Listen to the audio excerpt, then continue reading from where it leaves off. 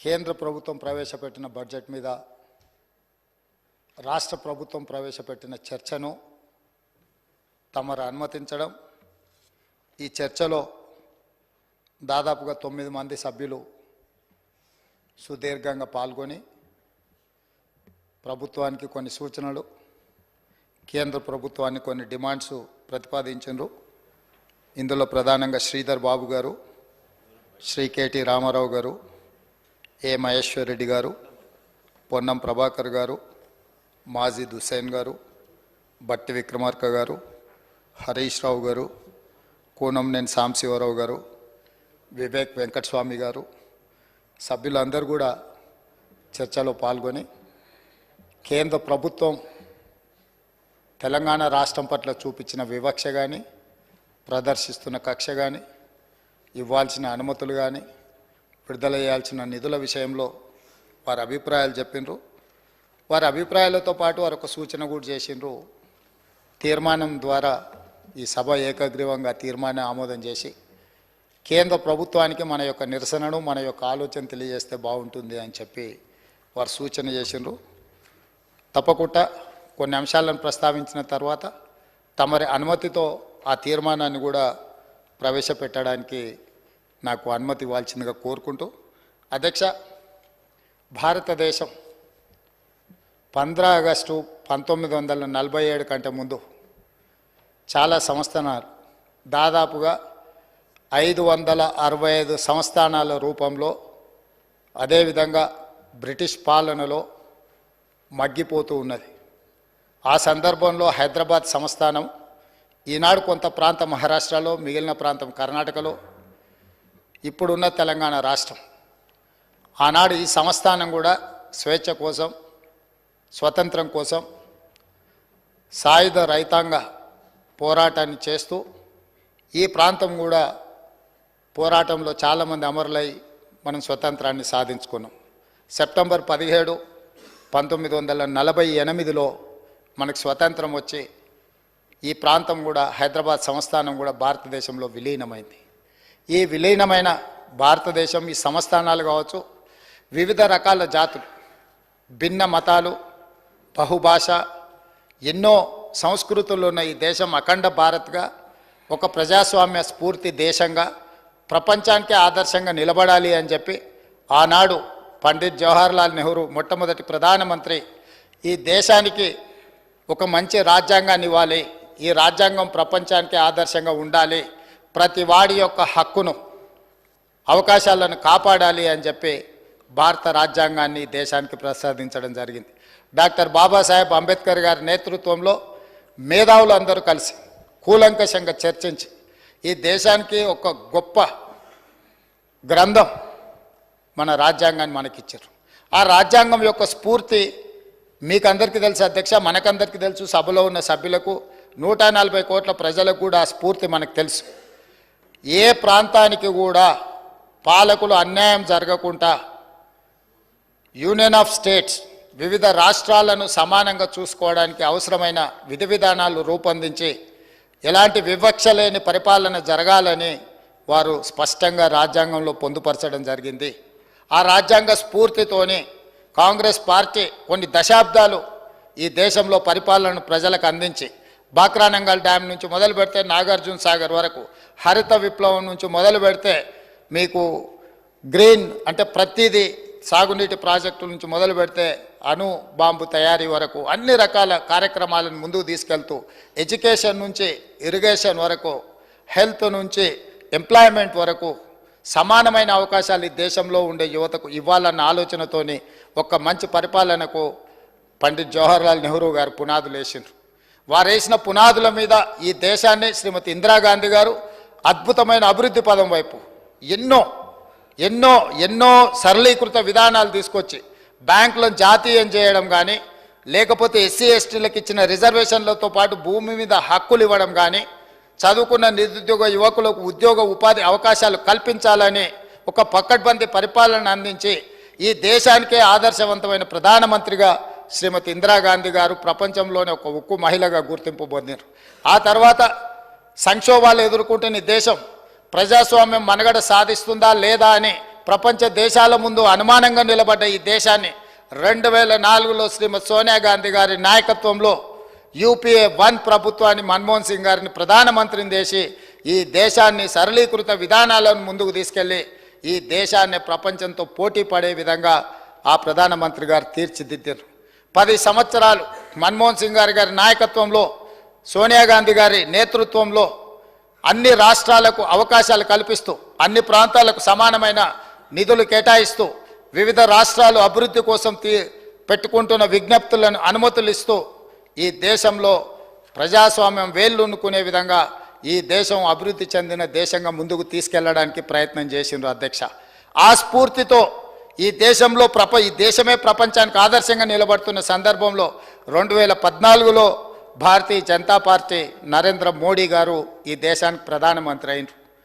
ఈ 2004 నుంచి 2014 మధ్యలో ఈ ప్రాంత ప్రజలు ఉమ్మడి ఆంధ్రప్రదేశ్ రాష్ట్రంలో వివక్షకు లోనవుతున్నాము, మా ప్రాంతానికి రావాల్సిన నిధులు రావడం లేదు, మా నీళ్లు మాకు పారడం లేదు, మా ప్రాంతానికి ప్రత్యేక రాష్ట్రమే పరిష్కారము అని చెప్పి ఆనాడు ప్రజలందరూ కలిసికట్టుగా కోదండరామ్ గారి నేతృత్వంలో వారి నాయకత్వంలో మనం అందరం కలిసి కొట్లాడితే తెలంగాణ రాష్ట్రం అనేది కల సాకారమైంది.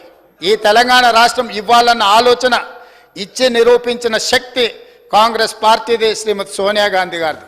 ఆ ఇచ్చిన తెలంగాణ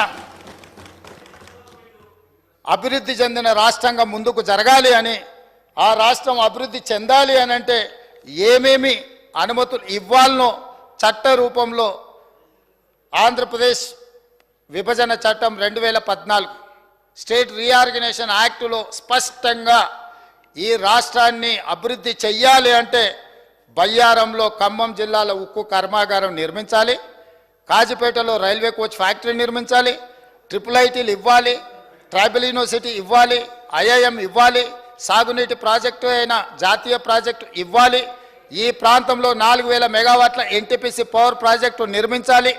ఈ ప్రాంతానికి ఏమేమి కావాలనో క్షుణ్ణంగా ప్రతి అంశాన్ని పరిగణలోకి తీసుకొని రేపొద్దున ఎవరు వచ్చినా కూడా మన తెలంగాణకు అన్యాయం జరగకుండా చట్టబద్ధత కల్పించి లోక్సభలో రాజ్యసభలో బిల్లును ఆమోదింపజేసి హైదరాబాద్తో కూడుకున్న తెలంగాణ రాష్ట్రాన్ని శ్రీమతి సోనియా గాంధీ గారు మన్మోహన్ సింగ్ గారు మనకిచ్చిండ్రు. ఈ రాష్ట్రానికి తెలంగాణ రాష్ట్రం అని చెప్పుకోవడానికి గర్వంగా కాంగ్రెస్ పార్టీ పునాదులేస్తే జరిగిన ఎన్నికలలో కొంతమందికి ప్రజలు తీర్పు ఇచ్చిండ్రు, అవకాశం ఇచ్చిండ్రు. ఆ తీర్పును అవకాశాన్ని 10 సంవత్సరాలు కేంద్రంలో నరేంద్ర మోడీ గారు ఉండొచ్చు, రాష్ట్రంలో కల్వకుంట్ల చంద్రశేఖరరావు గారు ఉండొచ్చు. పునర్విభజన చట్టంలో ప్రజాస్వామ్య దేవాలయమే పార్లమెంటరీ వ్యవస్థ, పార్లమెంట్. ఆ దేవాలయంలో చేసిన చట్టాలను కూడా 10 సంవత్సరాలు అమలు చెయ్యలేదు. అమలు చెయ్యకపోవడానికి గల కారణాలు ప్రజలు గుర్తించినరు. ఆనాడు చట్టం ద్వారా మనకిచ్చిన అధికారాన్ని 10 సంవత్సరాలు ఇక్కడ ఉన్న పాలకులు ప్రశ్నించకపోవడము, నిలదీయకపోవడము, రాబట్టుకోకపోవడం వల్ల తెలంగాణకు తీరని అన్యాయం జరిగింది. కనీసం ఇప్పుడైనా నరేంద్ర మోడీ గారు ఈరోజు 10 సంవత్సరాలు అమలు చేయని విషయాలను ఈ బడ్జెట్లోనైనా తప్పకుండా చేస్తారన్న ఆలోచనతో చేయాలన్న ఉద్దేశంతో మేము డిసెంబర్ 3, 2023 నాడు ఫలితాలు వచ్చిన ఎంబడే 7 తారీఖు మేము ప్రమాణ స్వీకారం చేసిన మరుక్షణం కేంద్రంలో ప్రధానమంత్రిని, హోంమంత్రిని, వివిధ శాఖల మంత్రులను, ప్రధానమంత్రి గారిని స్వయంగా 2 సార్లు ఢిల్లీకి వెళ్ళి కలిసినాం. ఇక్కడ ఆదిలాబాద్కు వచ్చినప్పుడు పర్సనల్గా కలిసి వారిని ఆహ్వానించి ఫెడరల్ స్ఫూర్తితో ఒక ప్రధానమంత్రికి ఇవ్వవలసిన గౌరవాన్ని తెలంగాణ రాష్ట్ర ముఖ్యమంత్రిగా నా విధులను నేను నిర్వర్తించిన. ఆ సందర్భంలో ప్రధానమంత్రిని నేను స్పష్టంగా చెప్పిన, మీరు ఒక పెద్దన్న, ప్రజాస్వామ్యంలో వివిధ రాష్ట్రాల ముఖ్యమంత్రులకు ఈ దేశ ప్రధానమంత్రి ఒక పెద్దన్న లాంటి వాడు, మీరు పెద్దన్న పాత్ర పోషించండి, మా రాష్ట్రానికి రావాల్సిన నిధులు, మాకు ఇవ్వవలసిన అనుమతులు మీరు ఇవ్వండి, మీ పెద్దన్న పాత్ర మీరు పోషించండి అని నేను చెప్పిన. అధ్యక్ష, వారిని పెద్దన్న అంటే నాకేమైనా వారి పదవి ఇస్తారా? నాకేమైనా కిరీటం పెడతాడా? ఇవాళ నాకు ఈ పదవి వచ్చింది అని అంటే ప్రజలు అవకాశం ఇవ్వడం వల్ల వచ్చింది. నా పార్టీ నాకు ఈ బాధ్యత ఇవ్వడం వల్ల వచ్చింది. పార్టీ అధ్యక్షుడిగా నాకు పార్టీ అవకాశం ఇచ్చింది. ఆ అధ్యక్ష పదవితో ప్రజల దగ్గరికి వెళ్ళి ప్రజల్ని అడిగినాం, ప్రజా తీర్పు కోరినాం. ప్రజలు తీర్పిచ్చి తెలంగాణ రాష్ట్రానికి కాంగ్రెస్ పార్టీకి అవకాశం ఇస్తే మా 65 మంది శాసనసభ్యులు సభానాయకుడిగా నన్ను ఎన్నుకొని ప్రజాస్వామిక స్ఫూర్తితో నన్ను ఇక్కడ కూర్చోబెట్టిన అధ్యక్ష. ముఖ్యమంత్రి ఎవరి దయా దాక్షిణ్యాల మీదనో ఎవరినో పెద్దన్న అంటే వచ్చిన పదవి కాదు అధ్యక్ష.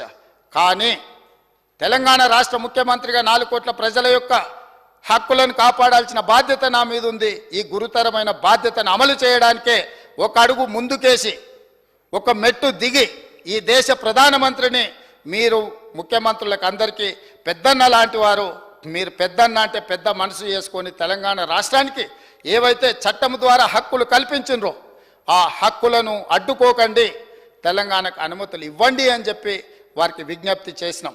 3 సార్లు ప్రధానమంత్రిని కలిసిన, 18 సార్లు వివిధ మంత్రులను కలిసినాం. ప్రతి ఒక్కరిని కలిసి తెలంగాణ రాష్ట్రానికి రావాల్సిన బయ్యారం ఉక్కు కర్మాగారం గురించి, రైల్వే కోచ్ ఫ్యాక్టరీ గురించి, గిరిజన యూనివర్సిటీ గురించి, IIIT గురించి, IIM గురించి, మూసీ పరివాహక ప్రాంతం అభివృద్ధి కోసం, రీజనల్ రింగ్ రోడ్డు కోసం, పాలమూరు రంగారెడ్డి ఎత్తిపోతల ప్రాజెక్టు కోసం, ఈరోజు ఈ రాష్ట్రంలో జరగవలసిన అభివృద్ధి కోసం, సెమీ కండక్టర్స్ కోసం, అదేవిధంగా IT పరిశ్రమల కోసం, ఈరోజు ఫార్మా పరిశ్రమల కోసం అనుమతులు ఇవ్వండి, మీరు నిధులు ఇవ్వండి అని చెప్పి ఈరోజు వారిని కలిసి మేము విజ్ఞప్తి చేయడం జరిగింది అధ్యక్ష. ఇవన్నీ కూడా ప్రజాస్వామిక స్ఫూర్తితో పనిచేయాలన్న ఆలోచన, అంతే తప్ప ఎవరి దగ్గరనో వంగిపోవడమో ఎవరి దగ్గరనో లొంగిపోవడానికి ప్రయత్నం చేయలేదు అధ్యక్ష. ఇన్ని ప్రయత్నాలు చేసినా కేంద్ర ప్రభుత్వం మన పట్ల వివక్ష చూపించింది. ఇది వివక్షనే కాదు, కక్షాపూరితమైన చర్య అని చెప్పి నిర్ద్విధంగా సభ ఖండించాలి అని చెప్పి ఈరోజు ప్రత్యేకంగా రోజు మొత్తం ఈ సభలో చర్చ పెట్టి ప్రతి సభ్యుడికి అవకాశం ఇచ్చి మీ అభిప్రాయాలు చెప్పండి, నిక్కచ్చిగా మీరు చెప్పే అభిప్రాయాన్ని కేంద్ర ప్రభుత్వానికి తెలియజెప్తామని చెప్పి ఈరోజు ఈ సభలో చర్చకు తీసుకున్నాం అధ్యక్ష. కానీ జరుగుతున్న పరిణామాలు మీరు చూసారు కదా అధ్యక్ష. అసలు విషయాన్ని పక్కదోవ పట్టించి ఇక్కడున్న ప్రభుత్వాన్ని దోషిగా నిలబెట్టాలని, నరేంద్ర మోడీని కాపాడాలని, లేదా నరేంద్ర మోడీ గారి పార్టీలో మేము ఉన్నాం కాబట్టి ఆ పార్టీని సమర్థించాలని, ఇట్లా వివిధ రకాలుగా ఈరోజు ఇక్కడ చర్చ జరుగుతున్నది అధ్యక్ష. అయినా అధ్యక్ష కొంతమంది పదే త్యాగాలు చేసిన పదవులు తెలంగాణ కోసం అంటున్నారు అధ్యక్ష. ఎమ్మెల్యే కాకముందే ఆ వ్యక్తులను మంత్రులను చేసింది కాంగ్రెస్ పార్టీ అన్న సంగతి ఆ వ్యక్తి మర్చిపోతే తెలంగాణ సమాజం మర్చిపోదు అధ్యక్ష. ఏది లేనప్పుడు, ఏ దిక్కు ఏ దివానం లేనప్పుడు, వార్డు మెంబర్ కానప్పుడు ఆ రోజు మంత్రి పదవి ఇచ్చింది కాంగ్రెస్ పార్టీ, శ్రీమతి సోనియా గాంధీ గారన్న సంగతి వారు మర్చిపోతే ప్రజలు క్షమించరు అధ్యక్ష. అదేవిధంగా అధ్యక్ష ఈరోజు కొన్ని అంశాలను నేను మీ ముందు ప్రస్తావించదలుచుకున్న అధ్యక్ష. నేను ఎక్కువ రాజకీయాల జోలికి పోదలుచుకోలేదు. రాజకీయపరమైన చర్చలకు ఇంకా చాలా రోజులు సమావేశం ఉంది. అవసరమైనప్పుడు తమరు అనుమతి తీసుకొని తప్పకుండా అన్ని విషయాలు అన్ని వివరాలు ఈ సభ ద్వారా తెలంగాణ ప్రజలకు నేను చెప్తాను అధ్యక్ష. 2-3 ప్రధానమైన అంశాలను నేను ఈరోజు ప్రస్తావించదలుచుకున్నది అధ్యక్ష. ఈ సభలో దేశంలో జరుగుతున్న పరిణామాలను ఈ సభ ద్వారా తెలంగాణ సమాజానికి చెప్పాల్సిన అవసరం ఉన్నది అధ్యక్ష. ఎందుకు అనంటే మనం ఈ సభలో ఇక్కడ జరుగుతున్న పరిణామాలను నిశ్చితంగా గమనిస్తున్నారు. కేంద్ర ప్రభుత్వం పట్ల మన వైఖరి ఏంది, కేంద్ర ప్రభుత్వానికి మన పట్ల ఉన్న వైఖరి ఏంది అనేది కూడా ఈరోజు తెలంగాణ సమాజానికి చెప్పాలి అధ్యక్ష. అందుకే అధ్యక్ష ఈరోజు దేశంలో ₹1 తెలంగాణ రాష్ట్రం ₹1 కేంద్ర ప్రభుత్వానికి పన్నుల రూపంలో చెల్లిస్తే తెలంగాణ రాష్ట్రానికి తిరిగి కేంద్ర ప్రభుత్వం ఇస్తున్నది 47 పైసలు అధ్యక్ష. కానీ అదే బీహార్ రాష్ట్రం ₹1 పన్ను చెల్లిస్తే బీహార్ రాష్ట్రానికి ₹7.26 వాళ్ళకు తిరిగి వస్తున్నాయి అధ్యక్ష. ఉత్తరప్రదేశ్ పరిస్థితి అదే అధ్యక్ష. అదేవిధంగా అధ్యక్ష గత 5 సంవత్సరాలలో తెలంగాణ నుండి 3,68,000 కోట్ల రూపాయలు పన్నుల రూపంలో తెలంగాణ ప్రజలు కేంద్ర ప్రభుత్వానికి చెల్లిస్తే కేంద్ర ప్రభుత్వం తిరిగి తెలంగాణకి ఇచ్చింది 1,68,000 కోట్ల రూపాయలే అధ్యక్ష. అంటే ఈరోజు తెలంగాణ రాష్ట్రం చెల్లిస్తున్న పన్నులు, తిరిగి కేంద్ర ప్రభుత్వం మనకిస్తున్న నిధులు ఇది అధ్యక్ష. ఈరోజు చాలామంది కేంద్ర ప్రభుత్వం మీకు అమృత్ ద్వారా మీకు 3,500 ఇచ్చిండ్రు, 3,500 కోట్లు ఇచ్చిండ్రు. నేను అడుగుతున్నా లేకపోతే ఇంకేదో ఇచ్చిందని, ఏం గుజరాత్లో మోడీ గారి ఎస్టేట్లు అమ్మి మనకేమన్నా ఇచ్చిండా అధ్యక్ష? లేకపోతే ఆయన జాగీర్దారు భూములు ఏమన్నా అమ్మి మనకేమన్నా గుజరాత్ నుంచి మనకేమన్నా అదనంగా ఇచ్చిండా అధ్యక్ష? తెలంగాణ రాష్ట్రం 3,68,000 కోట్ల రూపాయలు పన్నుల రూపంలో 5 సంవత్సరాల కేంద్ర ప్రభుత్వానికి చెల్లిస్తే కేంద్ర ప్రభుత్వం తిరిగి మనకు విడుదల చేసిన నిధులు 1,68,000 కోట్ల రూపాయలు మాత్రమే. ఇది ఎవరి దయా దాక్షిణ్యం కాదు, ఎవరి ఆస్తులు మాన్యాలు అమ్మి తెలంగాణ రాష్ట్ర ప్రజలకు ఇవ్వలేదు అధ్యక్ష. ఇది ఎవరి దయా దాక్షిణ్యం కాదు, మన హక్కులు మనకి ఇవ్వకపోవడం వల్ల చట్టం రూపంలో పార్లమెంట్లో చేసిన శాసనాలను ఉల్లంఘించడం వల్ల ఇవాళ ఈ అంశం మీద ఇవాళ చర్చించాల్సిన పరిస్థితి వచ్చింది అధ్యక్ష. అదేవిధంగా అధ్యక్ష, ఈరోజు నేను ఇంకొక మాట చెప్పదలుచుకున్నాను అధ్యక్ష. ఎట్లా అంటే 5 దక్షిణాది రాష్ట్రాలు చెల్లిస్తున్న పన్నులు ఎంత, తిరిగి 5 దక్షిణాది రాష్ట్రాలకు కేంద్ర ప్రభుత్వం ఇస్తున్నది ఎంత, ఒక్క ఉత్తరప్రదేశ్కి ఇస్తున్నది ఎంత అనేది కూడా ఇవాళ చర్చించాల్సిన అవసరం ఉన్నది అధ్యక్ష. 5 దక్షిణాది రాష్ట్రాలు 5 తెలంగాణ, ఆంధ్రప్రదేశ్, కర్ణాటక, కేరళ, తమిళనాడు ఈ 5 రాష్ట్రాల నుండి జిఎస్టీ పన్ను వసూళ్లు 22,26,000 కోట్ల రూపాయలు అధ్యక్ష. ఈ ఏమైంది ఆంధ్రప్రదేశ్కి బాగానే ఉంది. సో ఈరోజు ఈ 5 రాష్ట్రాలు కలిసి పన్నుల రూపంలో చెల్లించింది 22,26,000 కోట్ల రూపాయలు అధ్యక్ష. కానీ తిరిగి ఈ 5 రాష్ట్రాల కేంద్ర ప్రభుత్వం ఎంత ఇచ్చిందంటే 6,42,000 కోట్ల రూపాయలు మాత్రమే. 5 రాష్ట్రాలు 22,26,000 కోట్లు చెల్లిస్తే 5 రాష్ట్రాలకు తిరిగి కేంద్ర ప్రభుత్వం ఇచ్చింది 6,42,000 కోట్ల రూపాయలే అధ్యక్ష. అదేవిధంగా ఒక్క ఉత్తరప్రదేశ్లో పన్నుల రూపంలో 3,41,000 కోట్లు చెల్లిస్తే ఉత్తరప్రదేశ్కు 6,91,000 కోట్ల రూపాయలు తిరిగి కేంద్ర ప్రభుత్వం చెల్లించింది అధ్యక్ష. మన 5 రాష్ట్రాలకు ఇచ్చిన నిధుల కంటే ఒక్క ఉత్తరప్రదేశ్కే అత్యధికంగా ఇస్తున్నారు అధ్యక్ష. ఉత్తరప్రదేశ్ నుంచి కేంద్ర ప్రభుత్వానికి జిఎస్టీ పన్నుల రూపంలో వచ్చింది 3,41,000 కోట్ల రూపాయలైతే ఉత్తరప్రదేశ్కి కేంద్ర ప్రభుత్వం చెల్లించింది 6,91,000 కోట్ల రూపాయలు అధ్యక్ష. ఇది వివక్ష అధ్యక్ష. అందుకే కేంద్ర ప్రభుత్వాన్ని, ప్రధానమంత్రి నరేంద్ర మోడీ గారిని కలిసి స్పష్టంగా వేదిక మీద ప్రత్యక్షంగా వారి సమక్షంలో చెప్పిన, మీరు మాట్లాడుతున్న 5 ట్రిలియన్ ఎకానమీ నిజంగానే ఈ దేశం రాణించాలి అని అంటే ఈ దేశంలో 5 మహానగరాలు ఉన్నాయి. 5 మహానగరాలల్లో ఢిల్లీ, ముంబై, కల్కట్టా, బెంగళూరు, హైదరాబాద్ ఒక ప్రధానమైన మహానగరం, మెట్రోపాలిటన్ సిటీ.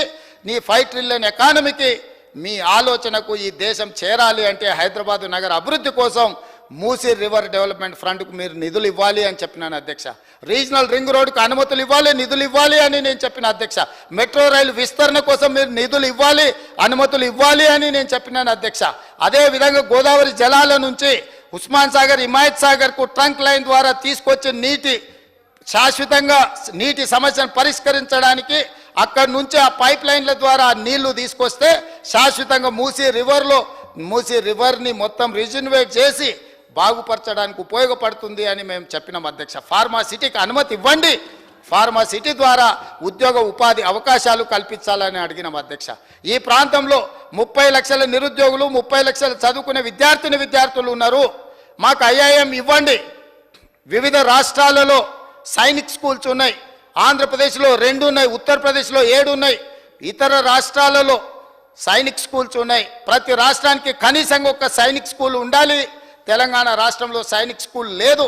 తెలంగాణ రాష్ట్రానికి సైనిక్ స్కూల్ ఇవ్వండి అని చెప్పి పదే ప్రధానమంత్రి నుంచి మొదలు పెడితే రాజ్నాథ్ సింగ్ వరకు నేను కలిసి విజ్ఞప్తి చేసిన అధ్యక్ష.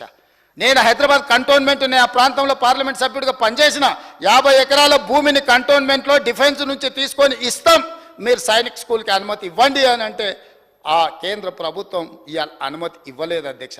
అందుకే ఈరోజు ఐఐఎం కోసం, సైనిక్ స్కూల్ కోసం, గిరిజన యూనివర్సిటీని పూర్తి స్థాయిలో అభివృద్ధి చేయడం కోసం అన్ని రకాల అనుమతులు ఇవ్వండి అని మనం పట్టుబట్టి సాధించి ఏకాభిప్రాయం ఈ సభలో ఉండి ప్రభుత్వం పెట్టిన చర్చలో సంపూర్ణంగా ప్రభుత్వానికి అండగా నిలబడి ఇవాళ కేంద్ర ప్రభుత్వాన్ని నిలదీస్తే ఈ సమస్య పరిష్కారానికి ఒక దారి ఉండేది.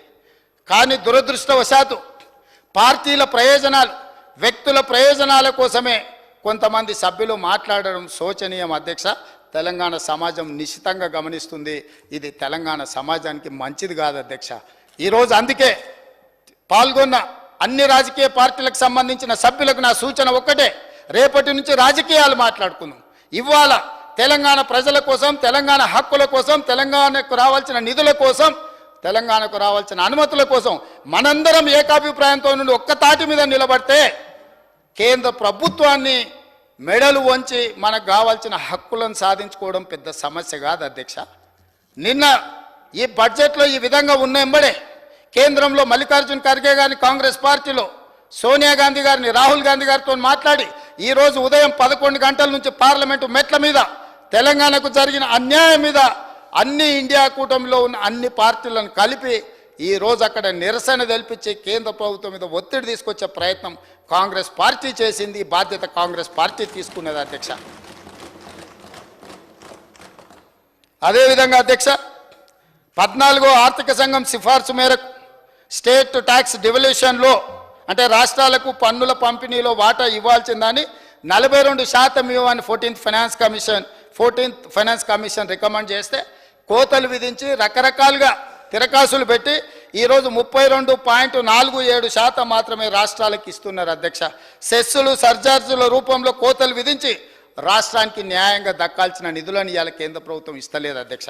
అందుకే పునర్విభజన చట్టం నుంచి మొదలు పెడితే డివల్యూషన్ ప్రకారం మనకు రావాల్సిన వాటాలకు అదేవిధంగా కేంద్ర ప్రభుత్వం వివిధ ప్రాజెక్టులకు, జాతీయ ప్రాజెక్టులు కానీ లేకపోతే పాలమూరు రంగారెడ్డి ఎత్తిపోతాల PMKSY కింద పెట్టాలని, జల్ జీవన్ మిషన్లో తాగునీటికి నిధులు ఇవ్వాలని, ఇవన్నిటిని కూడా ఈరోజు కేంద్ర ప్రభుత్వం మీద ఒత్తిడి తీసుకురావడానికి మా శాయశక్తుల ప్రయత్నం చేసినాం. ఆఖరి నిమిషం వరకు మేము ప్రయత్నం చేస్తూనే ఉన్నాం అధ్యక్ష. ఈరోజు కూడా ఈ సభలో ఇంత చర్చ ఎందుకు తీసుకున్నాం అధ్యక్ష? ఉదయం నుంచి మిగతా బిజినెస్లు అన్నీ కూడా పక్కన పెట్టి ఒక్కటే అంశానికి ఎందుకు ప్రాధాన్యత ఇచ్చినాం అధ్యక్ష? తెలంగాణ ప్రయోజనాలను కాపాడడమే మా బాధ్యత అని మేము భావించినాం. సభ్యులు మమ్మల్ని తిట్టినా, సభ్యులు అక్కసు వెలగక్కినా, కొంతమంది సభ్యులు కళ్ళల్లో నిప్పులు పోసుకున్నా, నేను ఇక్కడ కూర్చున్నా అని అవమానించే విధంగా మాట్లాడినా కూడా ఆ సభ్యులకు మీరు మాట్లాడడానికి అవకాశం ఇచ్చినా మేమేం అభ్యంతరం పెట్టలేదు కదా అధ్యక్ష. ఎక్కడెక్కడో లేని విషయాలు ఏదేదో అంశాలు ప్రస్తావించినా కూడా మేము ఎందుకు ఓపిక పట్టినాం అధ్యక్ష? మా మిత్రులందరూ కూడా మేము కావాలంటే ఒక్క నిమిషం కూడా మాట్లాడుకుంటే చేసేటంత శక్తి మాకు ఇక్కడ లేదా అధ్యక్ష? అయినా మా సభ్యులు ఎందుకు సమన్వయంతో ఉన్నారు? ఈరోజు రాష్ట్ర ప్రయోజనాల కోసమే చర్చ జరగాలి సభలో. రాష్ట్ర ప్రయోజనాలను కాపాడడానికి మనందరం ఏకాభిప్రాయంతో ఉన్నాము అని ఏకగ్రీవ తీర్మానం చేయాలన్న ఆలోచనతోటే ఈరోజు మేము ఈ సభలో పూర్తిగా మేము సహకరించి మీ ఆదేశాల మేరకు ఈ సభలో మేము ముందుకు వెళ్తున్నాం అధ్యక్ష. అందుకే అధ్యక్ష, కేంద్ర ప్రభుత్వానికి విస్పష్టంగా మా నిర్ణయం, మా నిరసన తెలుపదలుచుకున్నాం అధ్యక్ష. అందుకే మీ ద్వారా, సభ్యుల అనుమతి ద్వారా 27 తారీఖు నాడు ప్రధానమంత్రి నేతృత్వంలో నీతి ఆయోగ్ చైర్మన్ వచ్చేసి ప్రధానమంత్రి నరేంద్ర మోడీ గారి నేతృత్వంలో 27 తారీఖు నాడు నీతి ఆయోగ్ సమావేశం జరుగుతుంది. తెలంగాణ రాష్ట్ర హక్కులకు భంగం కలిగించినందుకు, తెలంగాణకు రావాల్సిన నిధులను విడుదల చేయనందుకు, తెలంగాణ రాష్ట్రానికి ఇవ్వవలసిన అనుమతులు ఇవ్వనందుకు నీతి ఆయోగ్ సమావేశాన్ని తెలంగాణ రాష్ట్ర ముఖ్యమంత్రిగా బహిష్కరిస్తున్నాము. ఈ బహిష్కరణను సభ మొత్తం ఏకగ్రీవంగా ఆమోదించాలని తమరి ద్వారా నేను విజ్ఞప్తి చేస్తున్నా అధ్యక్ష. మేము ప్రజాస్వామిక స్ఫూర్తిలో నిరసన తెలుపుతాం అధ్యక్ష. మేము ఏది పడితే అది మాట్లాడి, ఎంత వస్తే అంత మాట్లాడి తర్వాత కాదు కూడదని మాట్లాడే విధానం మాకు లేదు అధ్యక్ష. అందుకే నిర్దిష్టంగా విస్పష్టంగా తెలంగాణ రాష్ట్ర ప్రభుత్వం కేంద్ర ప్రభుత్వానికి నిరసన తెలుపదలుచుకున్నది. నిరసనలో మొదటి భాగంగా 27 తారీఖు నాడు జరగబోయే ప్రధానమంత్రి నేతృత్వంలో జరిగే నీతి ఆయోగ్ సమావేశాన్ని తెలంగాణ రాష్ట్ర ప్రభుత్వం, తెలంగాణ ముఖ్యమంత్రిగా బహిష్కరిస్తున్నాం. ఇది మా స్పష్టమైన నిర్ణయం అధ్యక్ష. ఈలోపు కేంద్ర ప్రభుత్వం ఆలోచన చేసుకొని సవరించిన బడ్జెట్లో అయినా తెలంగాణకు న్యాయం చేస్తామని, తెలంగాణకు బయ్యారం ఉక్కు కర్మాగారం ఇవ్వాలని, తెలంగాణకు రైల్వే కోచ్ ఫ్యాక్టరీ నిర్మించాలని, తెలంగాణకు ITIR కారిడార్ని తిరిగి పునరుద్ధరించాలని, పాలమూరు రంగారెడ్డి ఎత్తిపోతల ప్రాజెక్టుకు PMKSYలో అనుమతి ఇవ్వాలని, NTPC ద్వారా 4000 మెగావాట్ల ప్రాజెక్టు సంబంధించి బ్యాలెన్స్ 2400 మెగావాట్లు నిర్మించాలని, గిరిజన యూనివర్సిటీని పూర్తి స్థాయిలో ప్రారంభించాలని వీటన్నిటిని కూడా మేము డిమాండ్ చేస్తున్నాం. వీటి మీద పార్లమెంట్లో ప్రధానమంత్రి నుంచి ఒక స్పష్టమైన ప్రకటన రావాలని కోరుకుంటున్నాం అధ్యక్ష. అదేవిధంగా అధ్యక్ష, తమరి అనుమతి ద్వారా ఏదైతే మీరు తీర్మానం కోసం సభ్యులందరూ సూచన చేసిండ్రో తమరి అనుమతిస్తే తమరి అనుమతితో ఈ కింది తీర్మానాన్ని ప్రవేశపెట్టడానికి మిమ్మల్ని అనుమతి అడుగుతున్నాను అధ్యక్ష. గౌరవ ముఖ్యమంత్రి గారిని ప్రభుత్వ తీర్మానాన్ని ప్రవేశపెట్టవలసిందిగా కోరుతున్నాను. ధన్యవాదాలు అధ్యక్ష. డాక్టర్ బిఆర్ అంబేద్కర్ రచించిన రాజ్యాంగం ప్రకారం భారతదేశం అన్ని రాష్ట్రాల సమైక్య, అన్ని రాష్ట్రాల సమీకృత సమ్మిళిత అభివృద్ధి కేంద్ర ప్రభుత్వ బాధ్యత. ఈ ఫెడరల్ స్ఫూర్తిని కేంద్ర ప్రభుత్వం విస్మరించింది. కేంద్ర ప్రభుత్వం ప్రవేశపెట్టిన బడ్జెట్లో తెలంగాణకు వివక్ష జరిగింది. తెలంగాణ రాష్ట్ర ఏర్పడిన నాటి నుంచి ఇదే ధోరణి కొనసాగించింది. ఆంధ్రప్రదేశ్ పునర్వ్యవస్థీకరణ చట్టం ప్రకారం 2 రాష్ట్రాల సుస్థిర అభివృద్ధి కోసం కేంద్ర ప్రభుత్వం అవసరమైన అన్ని చర్యలు చేపట్టాలి. కానీ విభజన చట్టంలో పొందుపరిచిన హామీలను అమలు చేయటంలో కేంద్ర ప్రభుత్వం విఫలమైంది. పార్లమెంటులో చేసిన విభజన చట్టంలో పొందుపరిచిన హామీలు ఇప్పటికీ అమలు కాకపోవటం తెలంగాణ ప్రగతిపై తీవ్రమైన ప్రభావం చూపింది. తెలంగాణ ప్రజాప్రభుత్వం ఏర్పడిన తర్వాత ముఖ్యమంత్రిగా నేను మరియు రాష్ట్ర మంత్రులు పలు దఫాలుగా ప్రధానమంత్రిని ఇతర కేంద్ర మంత్రులను కలిసి వివిధ విజ్ఞప్తులు చేశాము. రాష్ట్రానికి సంబంధించిన వివిధ ప్రాజెక్టులకు ఆర్థిక సాయం కోరడంతో పాటు చట్ట ప్రకారం రావాల్సిన నిధులు అపరిష్కృతంగా ఉన్న అంశాలపై అనేక సార్లు అభ్యర్థనలు అందించాము. కానీ కేంద్ర ప్రభుత్వం వీటిని పట్టించుకోకుండా కేంద్ర బడ్జెట్లో తెలంగాణ పట్ల పూర్తి వివక్ష చూపించింది. అందుకే తెలంగాణ రాష్ట్ర పట్ల కేంద్రం అనుసరించిన తీరుపై ఈ సభ తీవ్ర అసంతృప్తిని, నిరసనను తెలియజేస్తున్నది. ప్రస్తుతం కొనసాగుతున్న బడ్జెట్ చర్చల్లోనే కేంద్ర బడ్జెట్కు సవరణలు చేసి తెలంగాణ రాష్ట్రానికి న్యాయం జరిగేట్టు తగిన చర్యలు తీసుకోవాలని ఈ సభ, ఈ ప్రభుత్వం డిమాండ్ చేస్తుంది. ఈ తీర్మానాన్ని సభ్యులందరూ పార్టీలకు అతీతంగా చప్పట్ల ద్వారా మీరందరూ ఆమోదం తెలపండి.